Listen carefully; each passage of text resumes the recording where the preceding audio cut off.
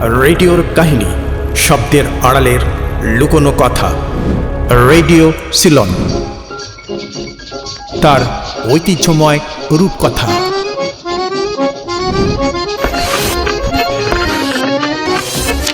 नमस्ते बहनों और भाइयों, अमीन सायानी बोल रहा हूँ, बिना का गीतमाला। এই জাদুকরী কণ্ঠ শোনার জন্য সারা ভারত একটা সময় মুখিয়ে থাকত। এই কণ্ঠ ছিল আমিন সায়ানির, আর অনুষ্ঠানটির নাম বিনাকা গীতমালা। কিন্তু আশ্চর্যের বিষয়, এই জনপ্রিয় অনুষ্ঠানটি ভারত থেকে নয়, সম্প্রচার হতো রেডিও সিলন থেকে। কিন্তু কেন, এবার সে কথাই বলি। হিন্দি সিনেমার গান মূলত তখনকার বম্বে ফিল্ম ইন্ডাস্ট্রির জনপ্রিয় গান নিয়ে হতো এই কাউন্টডাউন প্রোগ্রাম। রেডিওর ইতিহাসে সবচেয়ে জনপ্রিয় এবং প্রভাবশালী মাইলফলক অনুষ্ঠানের নাম এই বিনাকা গীতমালা। আমি দেব বলছি। আজকের আয়োজনে পরিবেশন করব এই রেডিও সিলনের ঐতিহ্যময় ইতিহাস, এখান থেকে সম্প্রচারিত তাদের বিনাকা গীতমালার দারুণ সাফল্যের কাহিনী। দেখতে থাকুন। রেডিও সিলন এখনকার শ্রীলঙ্কা ব্রডকাস্টিং কর্পোরেশন SLBC, দক্ষিণ এশিয়ার প্রথম বেতার সম্প্রচার কেন্দ্র। এমন একটা সময় ছিল যখন রেডিও ছিল এক অভিনব বিষয়। 1919 সালে নেদারল্যান্ডস ছিল প্রথম দেশ যেখানে সারা বিশ্বে প্রথম জনমুখী বেতার সম্প্রচার শুরু করে। এরপর 1920 সালে সেই তালিকায় যুক্ত হয় যুক্তরাষ্ট্র।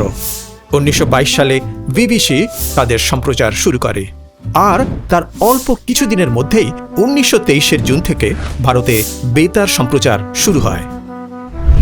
আজকের শ্রীলঙ্কা তখনকার সিলনেও প্রায় ওই একই সময় থেকে বেতার সম্প্রচার শুরু হয়ে যায়।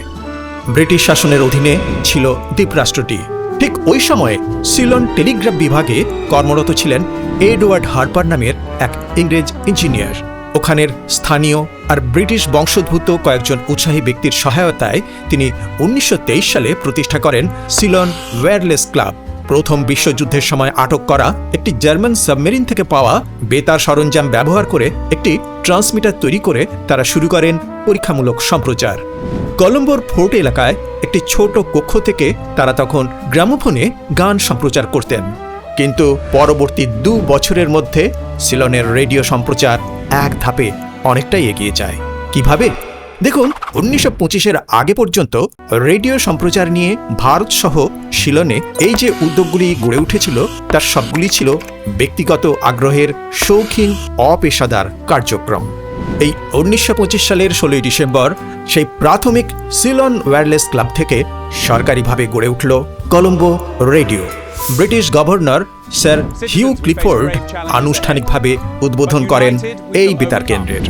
এইভাবে কলম্বো রেডিও পরবর্তীকালের রেডিও সিলন হয়ে উঠল দক্ষিণ এশিয়ার প্রাচীনতম বেতার সম্প্রচার কেন্দ্র। গত বছর 2025 সালের ডিসেম্বরে এই ঐতিহাসিক রেডিও স্টেশনটি পূর্ণ করেছে তার 100 বছর। অপরদিকে ভারতে সেই ছোট ছোট রেডিও ক্লাবগুলোকে একত্রিত করে গড়ে ওঠে একটি পেশাদার বাণিজ্যিক সংস্থা, ইন্ডিয়ান ব্রডকাস্টিং কোম্পানি, 1927 সালের দিকে। আরও পরে 1936 সালে তার থেকেই ভারতে যাত্রা শুরু করে সুসংগঠিত রাষ্ট্রীয় সম্প্রচার সংস্থা অল ইন্ডিয়া রেডিও, AIR। দ্বিতীয় বিশ্বযুদ্ধের সময় মিত্রশক্তি কলম্বো রেডিওর দখল নেয় এবং radio south east Asia command হিসেবে সৈন্যদের মনোবল বাড়াতে ব্যবহার করতে থাকে। 1949 সালে এটি সরকারি দপ্তর হিসেবে স্বতন্ত্র পরিচয় পায়। তখনই এর নাম হয় রেডিও সিলন। 1972 সালে দেশটি প্রজাতন্ত্র ঘোষিত হওয়ার পর এর বর্তমান নাম শ্রীলঙ্কা ব্রডকাস্টিং কর্পোরেশন, SLBC। এদের শক্তিশালী ট্রান্সমিশনের দৌলতে অনুষ্ঠান শোনা যেত ভারতের দূর দূর প্রান্ত থেকে পশ্চিম পাকিস্তান, তখনকার পূর্ব পাকিস্তানের এক বিস্তীর্ণ এলাকা জুড়ে। খুব দ্রুতই এটা একটা বিশাল কালচারাল পাওয়ার হাউস বা সাংস্কৃতিক শক্তিতে পরিণত হয়েছিল। সীমানা ছাড়িয়ে পুরো ভারতীয় উপমহাদেশের আকাশবাণীতে এরা একচেটিয়া আধিপত্য বিস্তার করেছিল। একটা রেডিও স্টেশন কিভাবে একটা পুরো অঞ্চলের মানুষের মন জয় করে নিতে পারে, এটা তার একটা পারফেক্ট উদাহরণ। কিভাবে? ব্যাখ্যা করছি।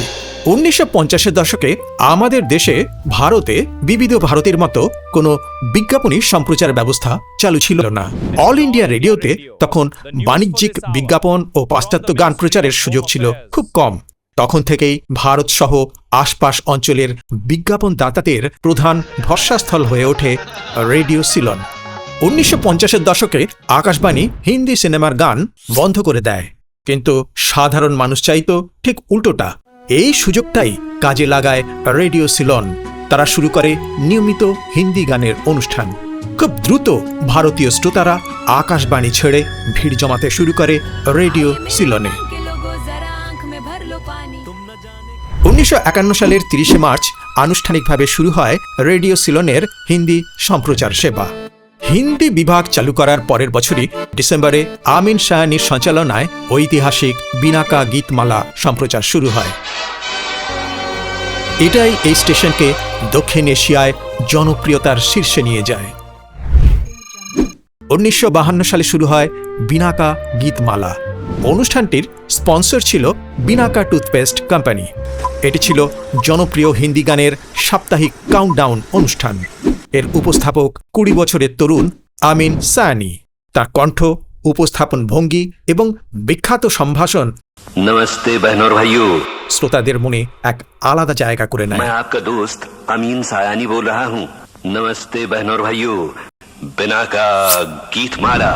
কোন गान কত জনপ্রিয়, কোন গান শীর্ষে উঠল তা জানতে গোটা ভারত অপেক্ষা করত এই অনুষ্ঠানের জন্য। তার জন্য ছিল इस हफ्ते किस गीत के लिए बजता है चोटी की पायदान का बिगुल। বিশেষ বিশেষ বিগল ধ্বনি।